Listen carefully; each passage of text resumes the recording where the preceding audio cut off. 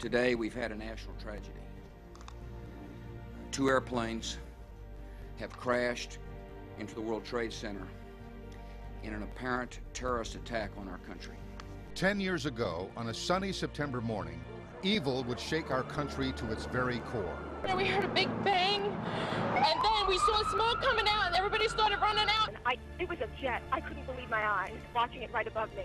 It started with a single plane into one of the World Trade Center towers. My first thought was that it was probably some sort of error. As the world watched, we quickly realized we were under attack. People started screaming that there was another plane coming. When the second plane hit, we knew this was not an accident. It's got to be a terrorist attack. I can't tell you anything more than that. I saw the plane hit the building. The terror was not over. A third plane, piloted by hijackers, tore a hole in the Pentagon. 22 minutes later, a moment that still makes your heart stop. Oh my God! Oh my God! Oh my God!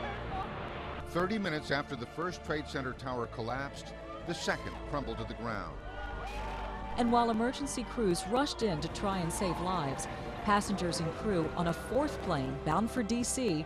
started the fight against terror by taking on their hijackers. That flight crashed into a Pennsylvania field. They want Americans right now to be confused. They want us to be panicked. They want us to lose confidence in our government's ability to protect us. As we all watched the tragedy unfold on September 11th and the days after, one thing became abundantly clear. Our nation, while shaken, was stronger than ever. I can hear you. The rest of the world hears you. And the people who knocked these buildings down will hear all of us soon.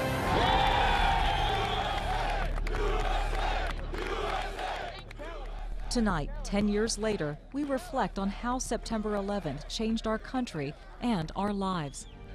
I will never forget what that day was all about. From local family members who lost a loved one that fateful day, to the Texas survivors who escaped the crumbling Twin Towers, we see how far they've come over the last decade. So he said, we got to get out of here. We got to get out of here right now. We hear firsthand from a Houstonian who was with President Bush when he got the news America was under attack.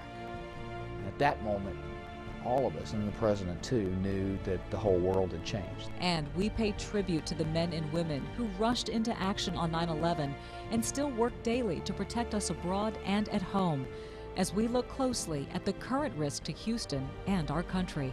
The threats are still real, and you got to take it seriously. This is a special presentation from KPRC Local 2. America Remembers. Here now are Bill Baeza and Dominic Soxa.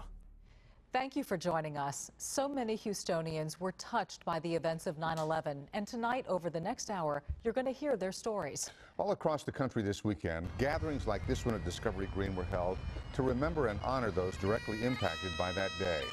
10 years later, the pain and the pride we all felt are still there.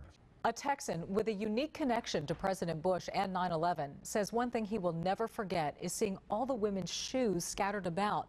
You see, women ditched their heels when they started to run. It's a powerful image, one of many that sticks with Jim Pierce to this day. One way or another, that day manifests itself every day of my life. Ahead, the 9/11 survivor who was supposed to be on the 104th floor of one of the towers. And later, when all commercial flights were grounded, one Houstonian had a plane sent to bring him to Washington. Hear from the pastor who was by the president's side in the days after 9/11. This is a KPRC Local 2 special. America Remembers. There are so many survivor stories from that day 10 years ago. One is a Texan with a special tie to the president. Robert Arnold spoke with a relative of President Bush who made it out of the World Trade Center alive because of a scheduling mistake. It worries me a little bit that so many people in America seem to have actually forgotten what that day was all about. I will never forget what that day was all about. Jim Pierce was on the 104th floor of the South Tower of the World Trade Center. That one way or another, that day manifests itself every day of my life. That day just doesn't go away. Then managing director of the Aon Corporation's Houston office, the company scheduled a meeting the morning of September 11th. As it turns out, nobody that was in that room lived. So we were at the base of the building when the first plane hit the North Tower. And it, it sounded like a rocket. Pierce walked out of that room because of a simple mistake. The conference room booked for the meeting was too small. At the last minute, the meeting was moved to a room across the street from the towers. I looked up and saw this debris coming down, and dizzied with speculation and panic as to what could have hit the tower on such a perfectly blue morning, the group saw the second plane fly into the South Tower. Immediately that was, okay, we're under attack. We met Pierce just days after the attack at a hotel in Greenwich, Connecticut, where the company set up a crisis center. The Aon Corporation lost hundreds of employees. And once in a while it gets to me, and usually it's when I dwell on the carnage. Which is why Pierce says he's only visited Ground Zero once. I just as soon keep it in a time and a place, but not necessarily go visit it. Pierce's connection to that day goes beyond the loss of colleagues and friends. He is former First Lady Barbara Bush's nephew, first cousin to former President George W. Bush. I think this was a pivotal day in American history. A decade later, Pierce is now with a different corporation. He sits in a home filled with accomplishments and family. But his World Trade Center badge still hangs over his desk, a tangible connection to a day that brought a new era to our shores, a day Pierce worries is losing significance.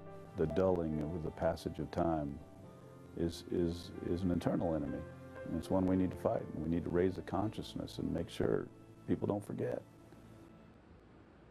That final comment comes from what Pierce describes as his frustration with a society he sees as having an obsession with pop culture and a lack of understanding that we are a country still at war.